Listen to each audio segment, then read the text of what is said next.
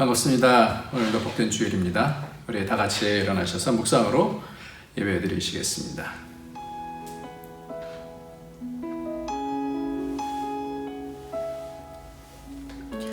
내가 그리스도와 그 부활의 권능과 그 고난에 참여함을 알고자 하여 그의 죽으심을 본받아 어떻게 해서든지 죽은 자 가운데서 부활에 이르려 하노니 내가 이미 얻었다 함도 아니요 온전히 이루었다 함도 아니라 오직 내가 그리스도 예수께 잡힌 바 된 그것을 잡으려고 달려가노라. 아멘. 주님, 오늘을 주셔서 감사합니다. 주님을 향해서 표대를 향해서 달려갈 수 있고 그리스도께 잡힌 바 된 것을 잡으려고 쫓아갈 수 있는 그런 은혜를 허락해 주셔서 감사합니다. 하나님 이 땅을 살면서 하나님의 그 크신 은혜를 붙잡고 끝까지 주 안으로 달려갈 수 있도록 주님 우리를 축복하여 주시고 영원한 나라 가운데 하나님의 그 은총과 그 사랑을 감사하며 찬양드릴 수 있는 그런 꿈을 꾸며 그런 비전을 바라보며 하나님 이 땅을 넉넉하게 이기며 살아갈 수 있도록 축복하여 주옵소서. 예수님의 이름으로 기도합나이다. 아멘.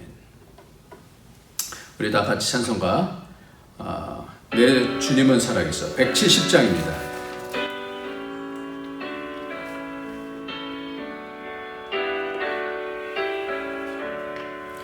내 주는 살아계셔서 날 지켜주시니 그 큰 사랑이 나여서 나 자유 얻었네. 나의 구원 되신 주님 내 소망 되신 주 항상 나와 함께 하셔 곧 다시 오시리. 나를 거룩하게 하려 주 나를 부르니 주의 은혜 내게 넘쳐 주 뜻을 이루리. 굳센 믿음 나가지고 주 말씀 따르면 주님 다시 강림할 때 날 영접하시리.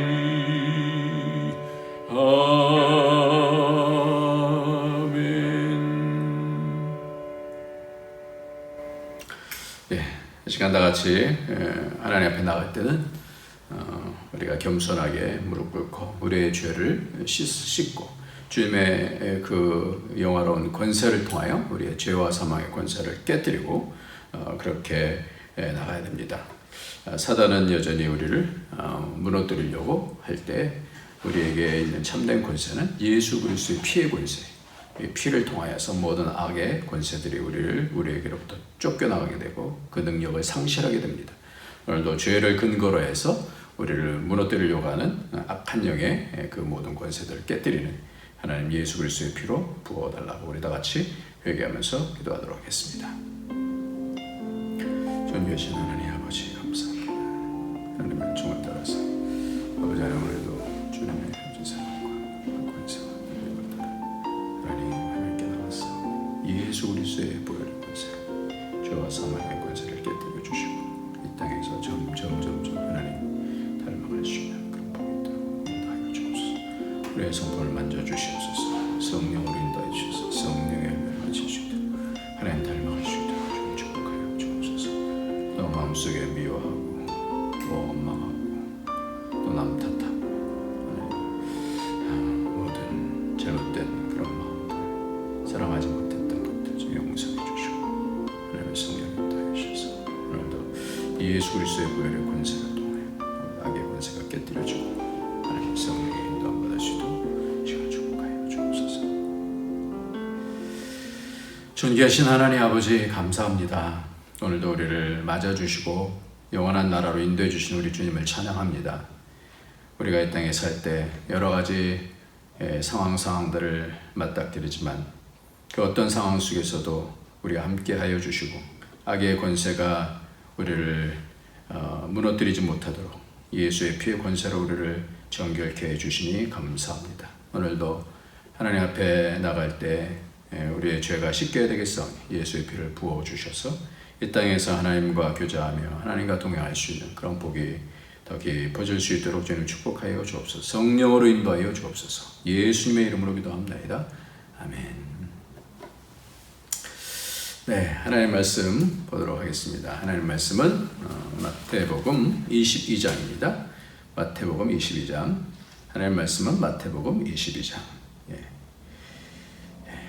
하나님 말씀은 마태복음 22장 23절부터 32절까지 말씀입니다. 마태복음 22장 23절부터 33절까지 말씀입니다.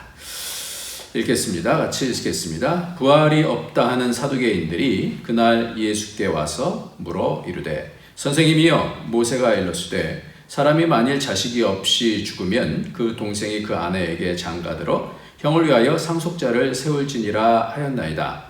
우리 중에 7형제가 있었는데 마지가 장가 들었다가 죽어 상속자가 없으므로 그 아내를 그 동생에게 물려주고 그 둘째와 셋째로 7째까지 그렇게 하다가 최후에 그 여자도 죽었나이다. 그런즉 그들이 다 그를 취하였으니 부활 때 7 중에 누구의 아내가 되리이까? 예수께서 대답하여 이르시되 너희가 성경도 하나님의 능력도 알지 못하는 거로 오해하였도다. 부활할 때에는 장가도 아니가고 씹도 아니가고 하늘에 있는 천사들과 같으니라.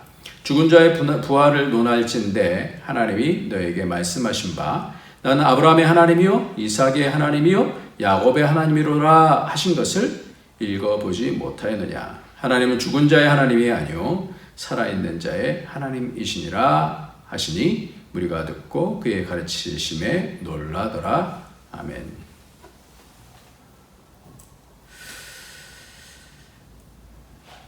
여러분들 예수를 믿으면서 가장 좋은 것이 무엇입니까? 예수를 믿으면서 가장 좋은 것이 무엇입니까?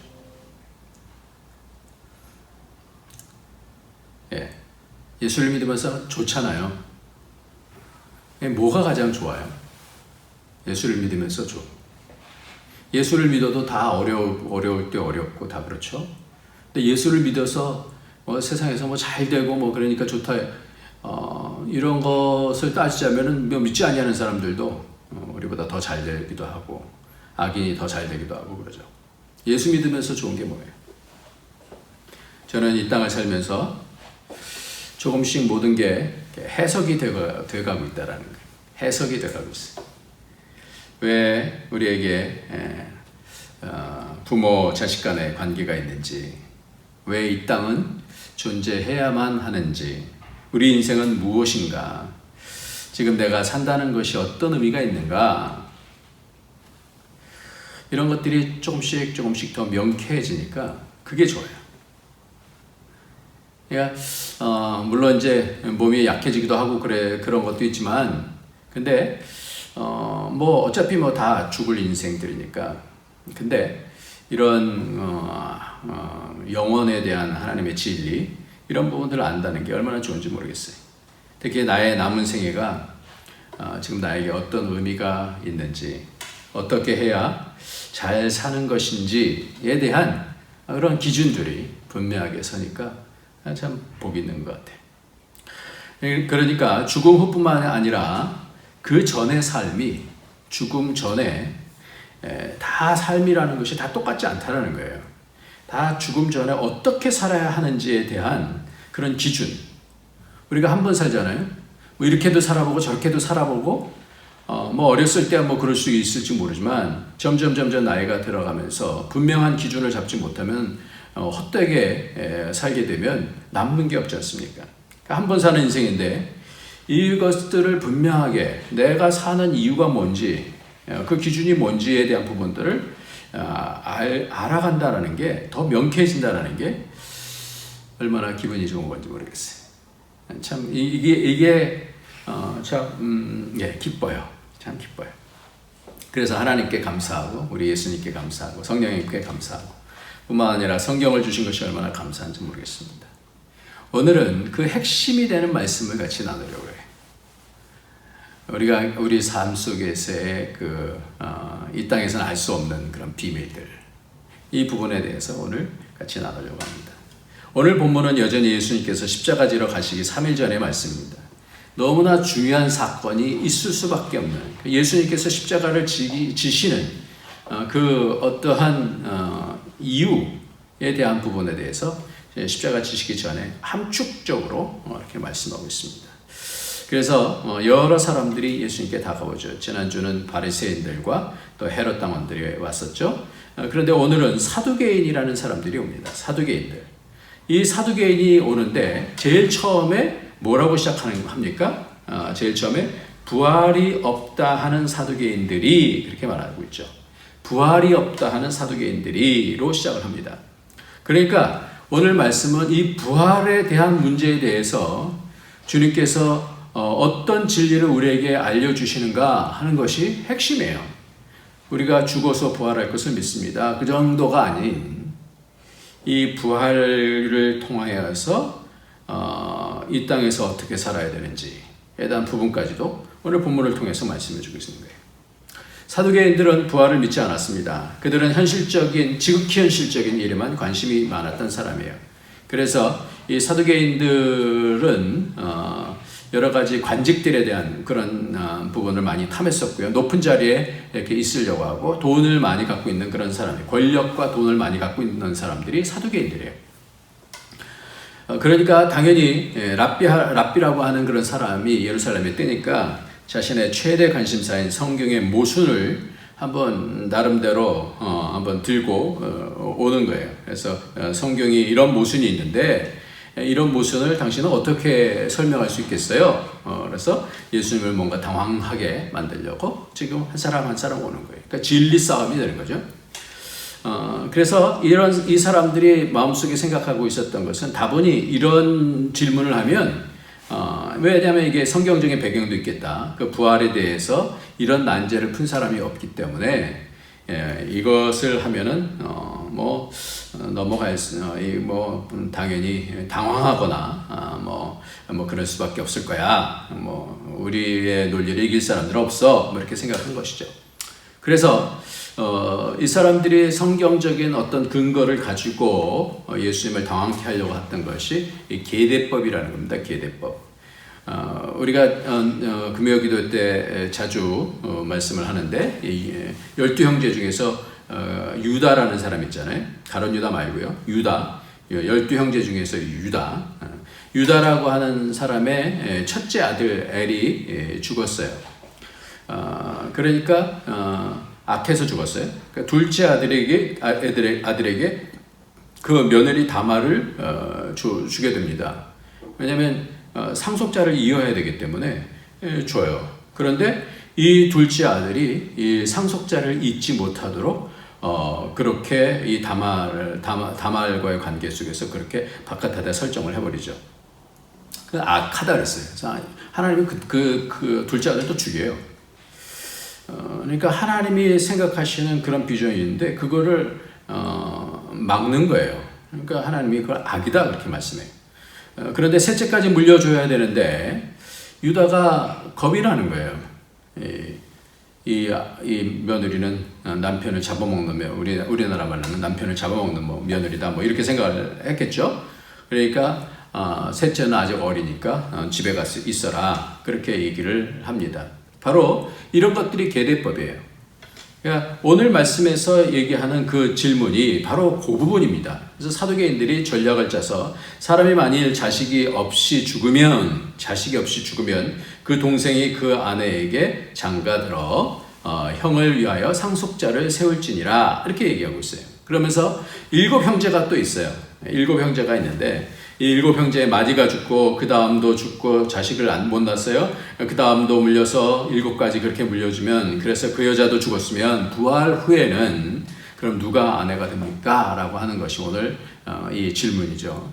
그러니까 계대법을 성경에 있는 내용을 가지고 질문을 합니다. 이 질문에 대한 대답을 주님께서 이제 하실 차례가 되죠. 이 대답을 다 듣고 그 가르치심에 사람들이 다 놀랐다 했어요. 이 대답이 굉장히 중요한 겁니다. 오늘 말씀 중에서 이 부활에 대한 말씀을 하는데 부활을 믿을 수 없다라고 하는 사두개인들의 질문에 대해서 예수님께서 대답을 해주시는데 맨 마지막이 그의 가르치심에 우리가 듣고 그의 가르치심에 놀라더라 이렇게 말씀하고 있습니다. 누가복음에도 보면 누가복음에 보면 이렇게 말씀해요. 누가복음 20장 39절 40절 보면 서기관 중 어떤 이들이 말하되 선생님 잘 말씀하셨나이다 하니 그들은 아무것도 감히 더 물을 수가 없음이더라 그렇게 얘기를 하고 있습니다. 그러니까 지금 예수님께서 굉장한 대답을 하신 거예요. 그러니까 사람들이 다 놀랐어요. 더 이상 물을 수가 없었던 그 핵심이 뭐냐. 아무래도 서기관 같은 경우도 이 부분에 대한 지식이 뚜렷하게 있지 않았었던 거죠. 근데 이 얘기를 듣고 다 놀란 거예요. 그러면서 더 이상 질문을 할 수가 없는 잘하셨습니다. 그래서 더 이상 질문을 할 수가 없었다라고 그렇게 말씀을 하고 있습니다. 무엇이었길래 어떤 대답이었길래 이렇게 놀랐을까요?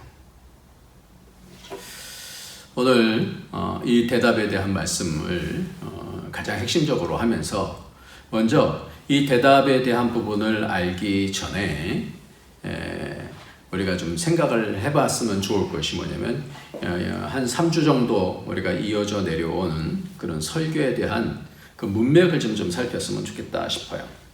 이 문맥이 뭐냐 이겁니다. 우리가 문맥 가운데서 오늘 이 부활하고 이게 무슨 상관이 있는가? 갑자기 다 다른 얘기 같은데 이것이 무슨 상관이 있는가라는 거예요. 예수님께서는 갑자기 뭐 이 얘기했다 저 얘기했다 하는 것이 아니라 이것이 예수님께서 십자가로 가시면서의 가장 핵심적인 구원에 대한 문제와 이 부활에 대한 문제를 같이 말씀하고 있다라는 거예요. 그래서 이 말씀을 이 문맥을 보면 굉장한 진수가 있어요. 이 말씀이 얼마나 놀라운 말씀인지 몰라요.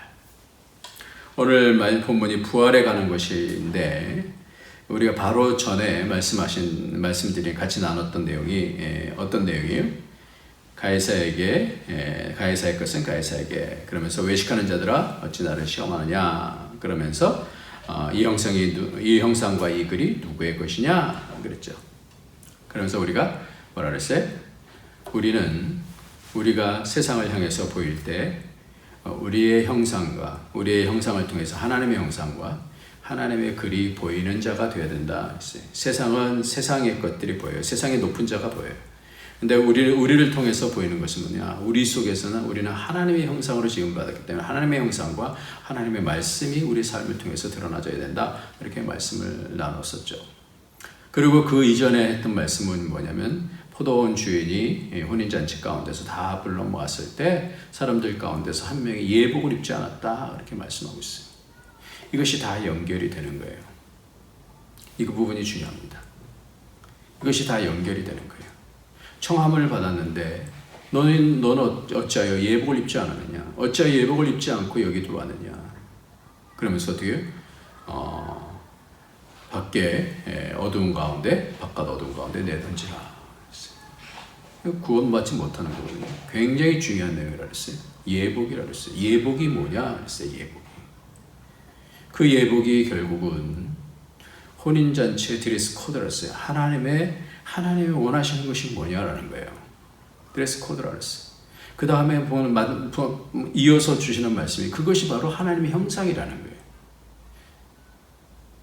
제가 아담에 대한 부분을 얘기하면서도 아담이 죄를 지니까 벗었는데도 불구하고 벗었으므로 두려워 숨었나이다 이렇게 얘기했잖아요. 뭘 입었냐라는 거예요. 그 드레스가 뭐냐라는 거예요. 입어야 되는 드레스가 뭐예요? 그 예복이 뭐예요? 하나님의 형상이에요.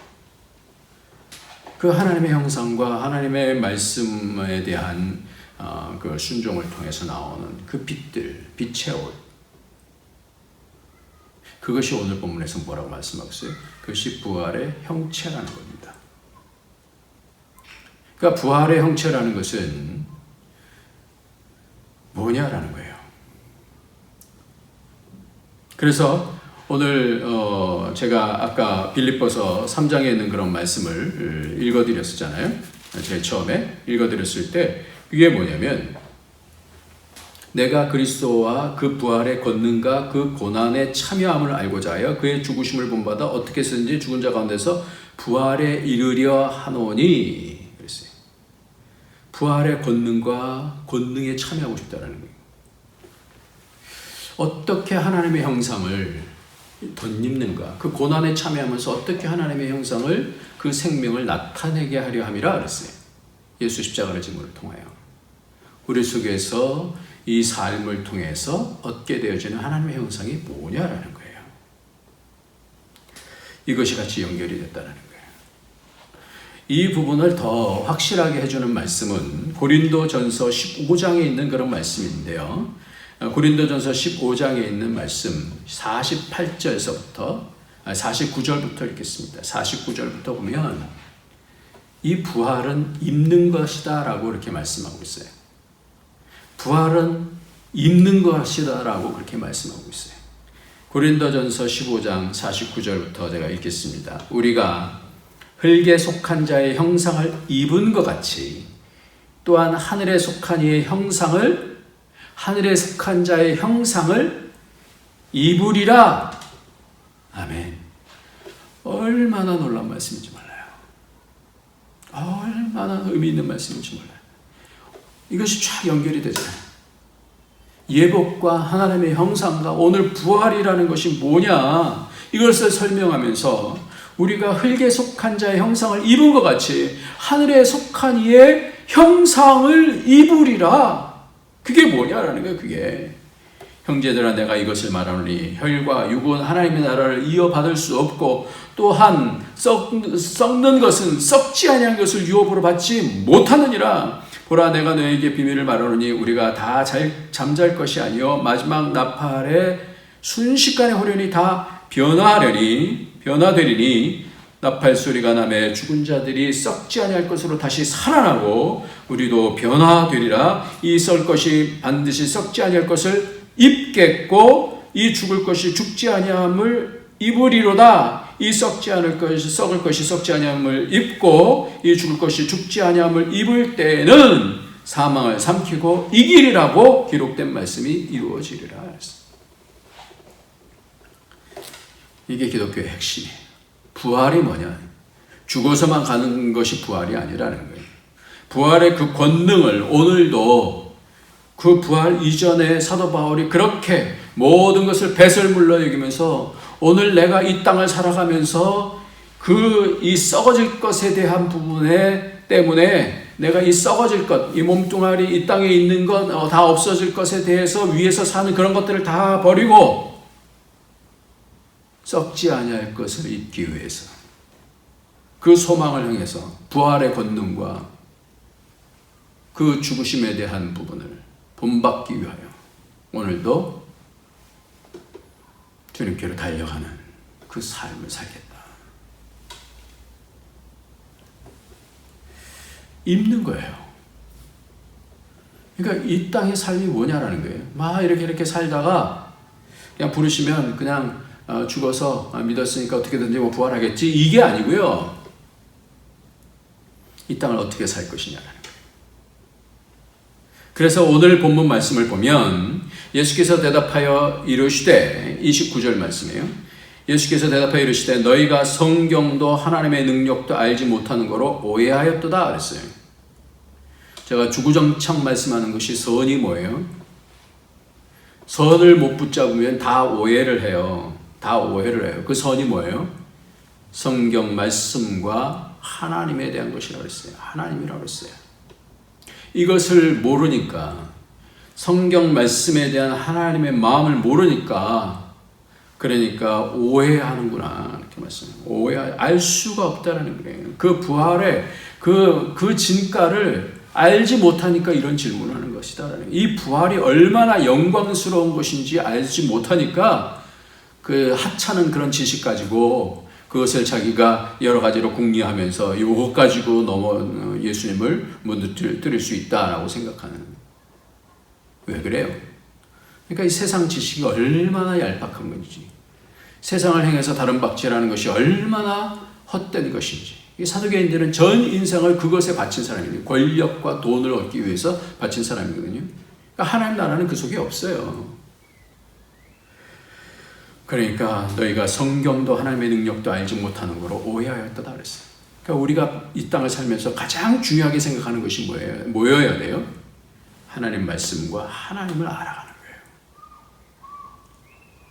하나님 말씀을 결국은 하나님을 아는 거 아니에요?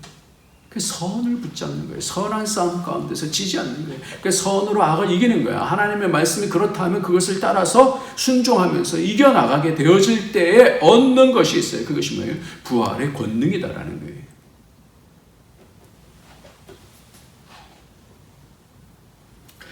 부활 전과 부활 후가 다릅니다. 그것을 어떻게 알 수 있느냐? 선을 잡으면 알게 돼요. 부활 그 이유를 알 수 있어요. 이 세상 사람들은 몰라요. 근데 우리는 알 수 있어요. 왜? 하나님 알고 말씀을 알기 때문에. 그러니까 점점 우리가 시간이 가면 갈수록 참 행복한 것은 뭐냐면 그 진리를 알아가기 때문에 두려운 일들이 있어도 두려워하지 아니할 수 있는 그 권세잖아요. 하늘로부터 오는 권세잖아요. 그게 뭐예요? 선한 싸움에서 이기는 자에게 주신다. 선을 잡는 거예요. 그래서 이것을 알지 못하기 때문에 오해한다 이렇게 말씀하고 있는 거예요. 선을 아는 자들에게는 완전히 다른 세계가 열려집니다. 그것이 30절 말씀입니다. 부활 때에는 장가도 아니가고 시집도 아니가고 하늘에 있는 천사와 같으니라 이렇게 말씀합니다.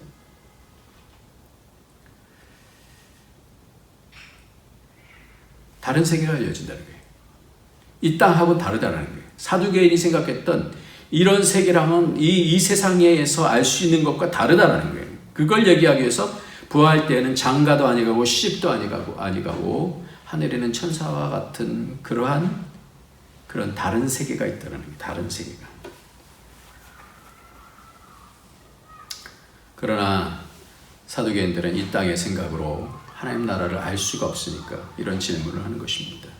그러면서 오늘 이 말씀을 해요. 죽은 자의 부활을 논할진대 하나님이 너에게 말씀하신 바 하면서 32절 말씀입니다. 오늘 이 말씀 같이 나누고 마치겠습니다. 22장 마태복음 22장 32절 시작. 나는 아브라함의 하나님이요 이삭의 하나님이요 야곱의 하나님이로라 하신 것을 읽어보지 못하였느냐? 하나님은 죽은 자의 하나님이 아니요 살아있는 자의 하나님이시니라 하시니. 이게 뭘 얘기하는 걸까요? 이 말씀은 출애굽기 3장에 나오는 말씀이에요. 3장 6절에 나오는 말씀이에요. 모세가 하나님 앞에 떨기나무 앞에서 섰을 때 떨기나무가 타질 않는 거예요. 타는데 이게 사그러져야 되잖아요. 떨기나무는 금방 사그러져야 되는데 그런 가운데서 모세야 그러니까 내가 여기 있나이다 가까이 하지 말라 이 땅은 거룩한 땅이다 내 발에서 신을 벗어라 그러면서 하나님께서 당신을 소개하시는데 누구를 소개하냐면 나는 내 조상의 하나님이니 아브라함의 하나님 이삭의 하나님 야곱의 하나님이다.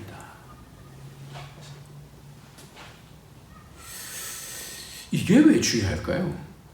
왜 예수님께서 이 말씀을 할까요? 부활을 말씀하면서 왜 이 말씀을 왜 하실까요? 이거는 스데반의 설교 가운데서도 스데반이 사도행전 7장 32절에 이 모세가 이 하나님을 만났다는 거예요. 나는 내 조상의 하나님 즉 아브라함과 이삭과 야곱의 하나님이라 하신대 그랬어요.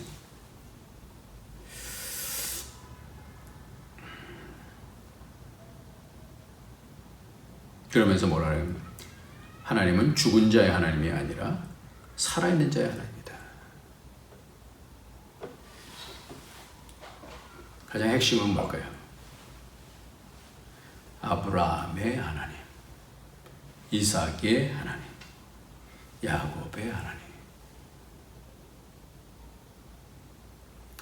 이 아브라함은 알았어요. 하나님을 알았어요. 하나님을 알면 그 영원한 나라를 보게 됐어요. 그거를 꿈꾸게 됐어요. 이삭도 야곱도 다 어디에요? 막벨라 굴로 내 해골을 메고 가라. 야곱 같은 경우는 내 해골을 메고 가라. 여기서 묻히잖아요. 요셉도 마찬가지예요. 그 영원한 나라를 바라보면 그러고 사는 거예요. 그 영화를 다 뒤로 하고 요셉 같은 경우 그 하나님께서 바라보시는 그 나라 그러면서 하시는 말씀이 있어요. 아브라함의 하나님, 이삭의 하나님. 이 얘기는 두 가지예요. 아브라함은 하나님을 알았어요. 이삭은 하나님을 알았어요. 뿐만 아니라 아브라함의 하나님이라는 것은 뭐예요? 하나님에 대해서 하나님의 누구의 하나님? 아브라함의 하나님. 이렇게 말할 수 있어요. 이렇다라는 거예요. 그러니까 형상을 입는다라는 게 뭐예요? 아는 거예요. 아는 거. 하나님 아는 거예요. 이삭도 하나님 알았어요. 야곱도 하나님 알았어요. 형상을 입는 거예요. 그렇게 살았어요.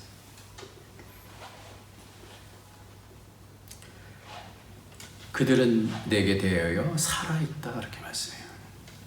이것이 부활의 본질이요 핵심이라는 것입니다. 이 아브라함이 이삭이 야곱이 지금 내게 대해서 살아있다라는 이것은 매우 중요한 키가 되는데요. 영혼의 관점에서 보면 즉 하나님의 관점으로 보면 그 부활은 지금이라는 거예요. 지금 내게 하나님께는 지금이라는 거예요. 김명현 박사의 영상이 있는데 한번 그걸 보시면 우리가 죽은 자들이 우리가 죽잖아요. 그러면 잠자잖아요. 잠자는 시간은 우리는 멈춰 있는 시간이에요. 근데 예수님께서 재림하실 때 다 일어나잖아요. 이거 다 우리가 영원한 시간으로 들어가게 되면 영원이라는 시간으로 들어가면 그럼 어떻게 되느냐? 바로 그 잠자는 시간은 확 없어지고요. 바로 영원이라는 시간으로 들어가는 거예요. 우리는 과거, 현재, 미래가 있지만 하나님의 시간은 그렇지 않다는 거예요.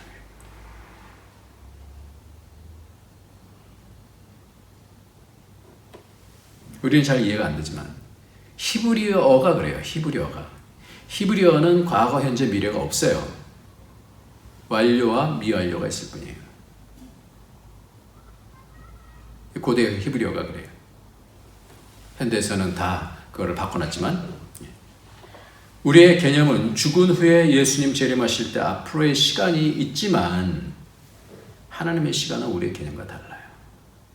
그래서 지금도 어떻게 해요? 하나님께서는 아브라함이 내게 대해서 살아있다. 이삭도 내게 대해서 살아있다. 이걸 말씀해 주는 거예요. 이게 부활이라는 거예요. 그러니까 부활의 실체는 뭐냐면 내게 대해서 살아있다. 지금도 살아있다라는 거예요.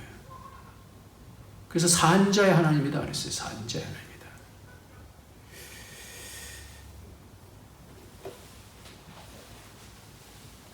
이게 뭘 얘기하는 거예요?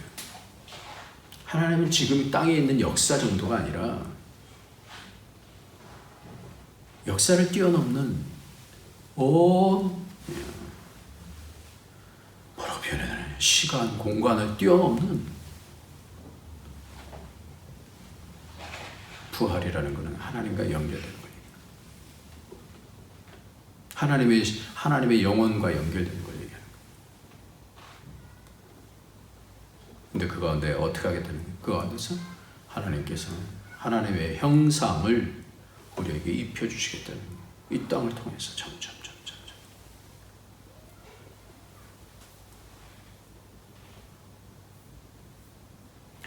누구의 하나님이 된다는 것,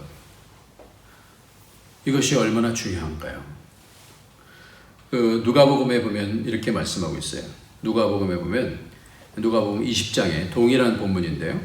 35절을 보면 저 세상과 및 죽은 자 가운데서 부활함을 얻기에 합당히 여김을 받은 자들은 장가가고 시집가는 일이 없으며 그들은 다시 죽을 수도 없나니 이는 천사와 동등이와 부활의 자녀로서 하나님의 자녀입니다. 누구의 하나님, 누구의 아버지 그러잖아요. 그 아버지의 자녀는 뭐예요? 닮아요. 이게 형상이죠. 하나님의 자녀는 어떻게? 닮아요. 그게 뭐라고요? 부활함을 얻기에 합당히 여김을 받은 자들은 부활의 자녀로서 하나님의 자녀입니다.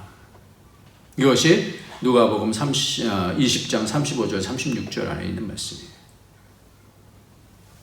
그러시면서 아브라함의 하나님이다. 이삭의 하나님이다. 누구의 하나님이다.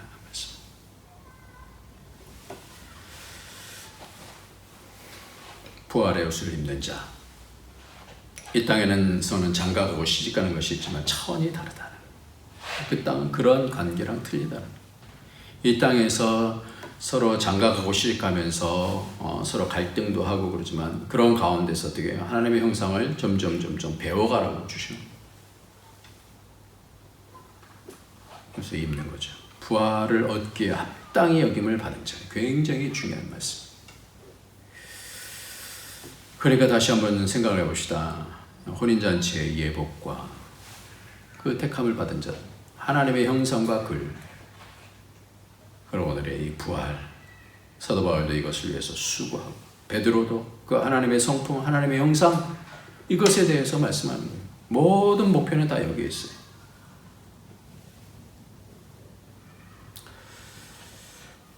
어제 광야 뮤지컬에 대한 부분을 봤는데 참 감동이 있더라고요. 제가 그 위챗 땅에도 이렇게 올려드렸었는데 에베소 교회에 대한 말씀을 하면서 요한계시록에 대한 에베소 교회 이 부분에 대해서 언급을 하는데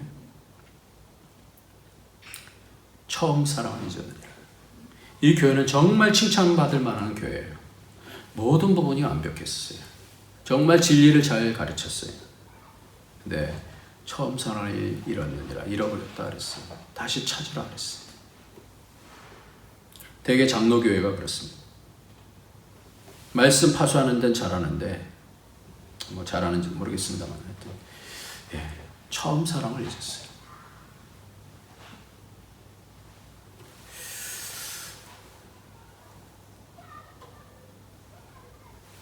저도 목회를 하면서 말씀에 대한 부분들에 대한 집중을 많이 했었는데 점점 말씀의 핵심은 바로 이 하나님의 형상과 하나님의 성품에 대한 부분이에요. 좀 더 사랑을 해야 되는데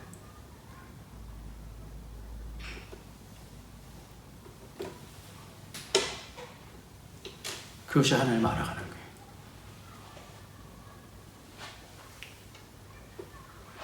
이 사두개인들은 현실에 무게중심을 두기 때문에 이 부활이라는 것이 뭐 별로 의미가 없어요. 그러니까 단지 걸림돌이 되니까 이 걸림돌을 좀 치우고 싶은 그런 마음이 있었던 거예요. 그러니까 주님 앞에 왔었던 거예요. 그래서 묻는 거였었어요. 정말 중요한 것은 부활의 옷을 입는 자는 누구냐라는 거예요. 수옥로교회 정필도 목사님이 고등학교 2학년 때 가정 형편이 너무 어렵다 보니까 차라리 고생을 많이 하면서 이 세상에 오래 살기보다는 하루속히 천국에 가고 싶었답니다. 그러나 믿는 자로서 스스로 목숨을 끊을 수도 없고 그래서 그냥 굶어 죽기로 작정을 했습니다.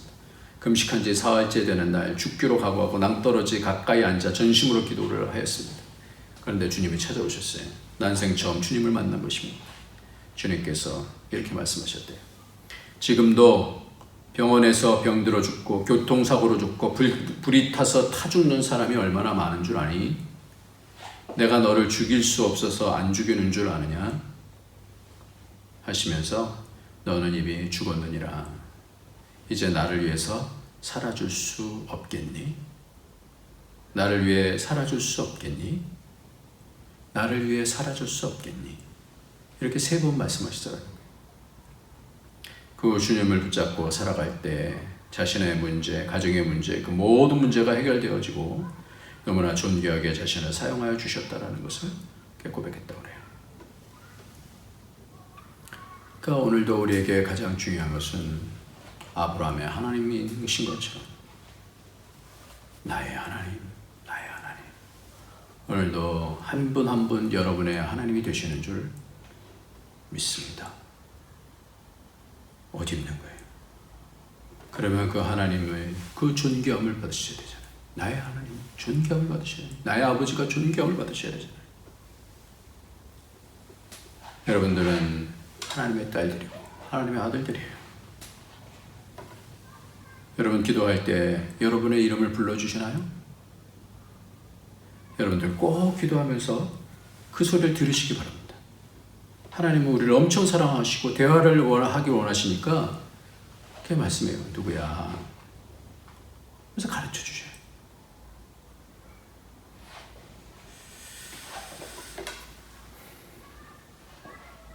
고린도 15장의 그 부활장이 얼마나 복 있는지 오늘 그 마음을 새기시기 바랍니다.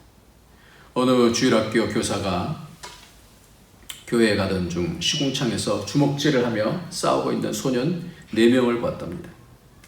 그는 아이들을 집으로 데리고 가서 목욕을 시킨 후에 음식을 먹였습니다.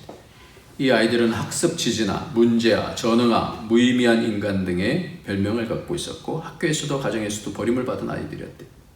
선생님은 이 아이들을 교회에 데리고 가서 목사님께 부탁해서 주일학교에 이 아이들을 위한 반을 만들어주시면 자신이 교사가 되어 가르치겠다고 했답니다. 주일마다 그 선생님은 4소년들에게 성경을 가르쳤습니다. 이 소년들은 자라서 도시로 나갔습니다. 세월이 흘러서 1932년에 그 선생님은 주일학교의 교회 은퇴식을 맡게 되었습니다. 많은 제자들이 자리에 참석했는데 그 4명은 나타나지 않았습니다. 그런데 은퇴식 도중 4통의 축하 엽서가 도착했습니다.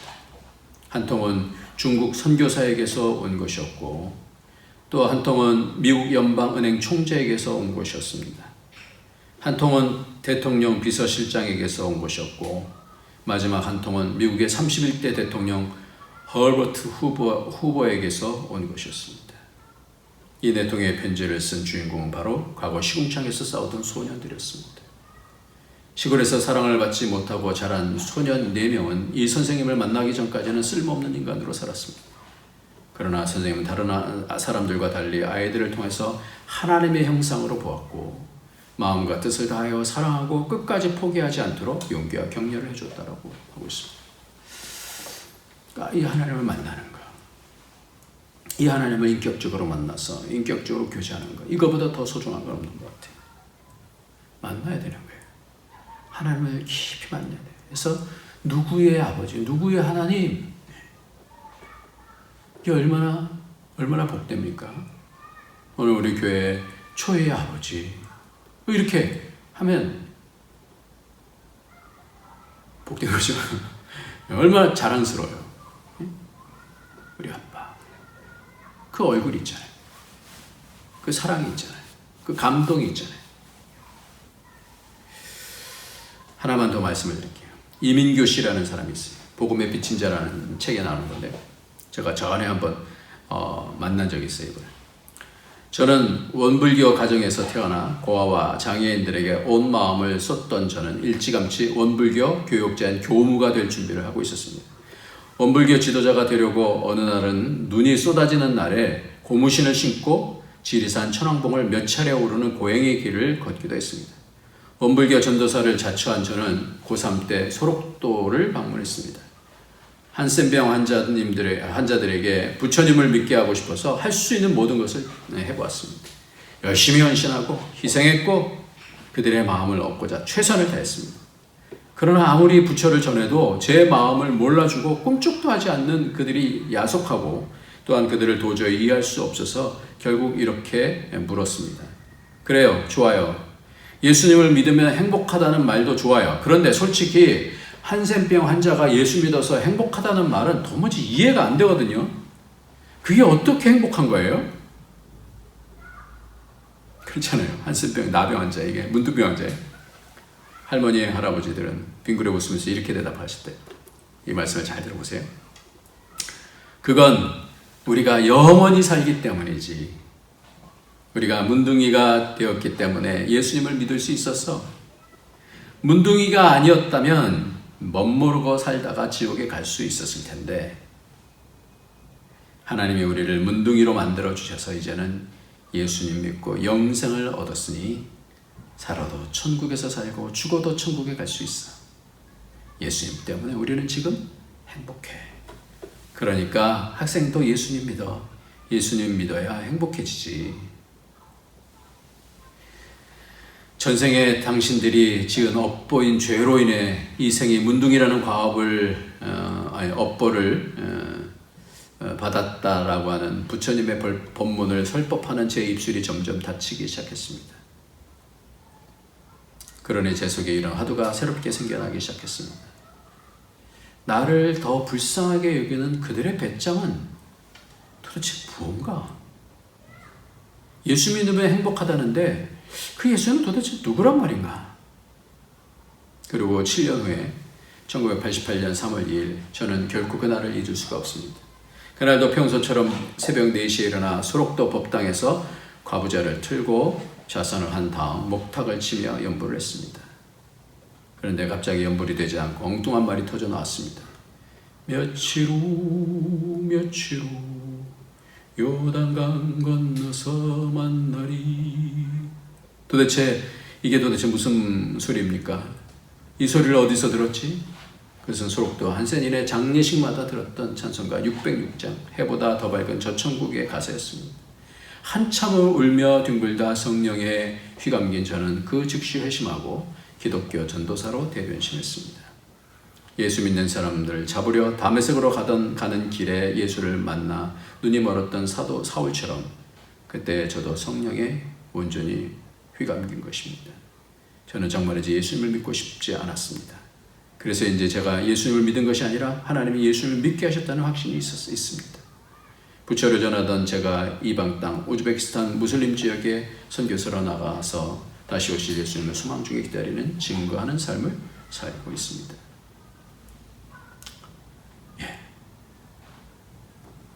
예수님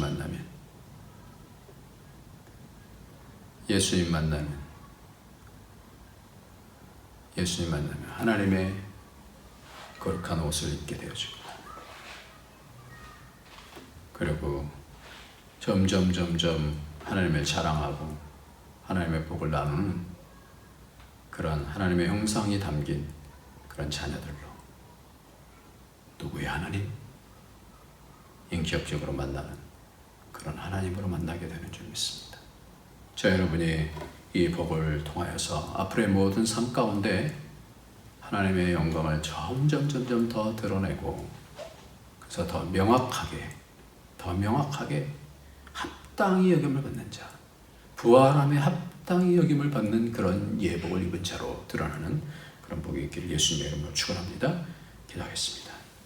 할렐루야. 하나님 아버지 감사합니다. 주의 은혜로 주 앞에 나왔습니다.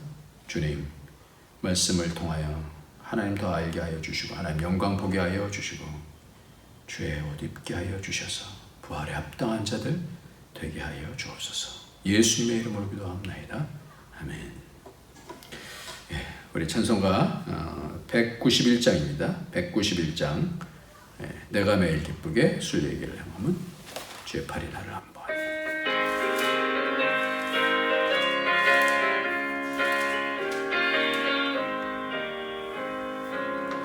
내가 매일 기쁘게 순례길 행함은 주의 팔이 나를 안보함이요.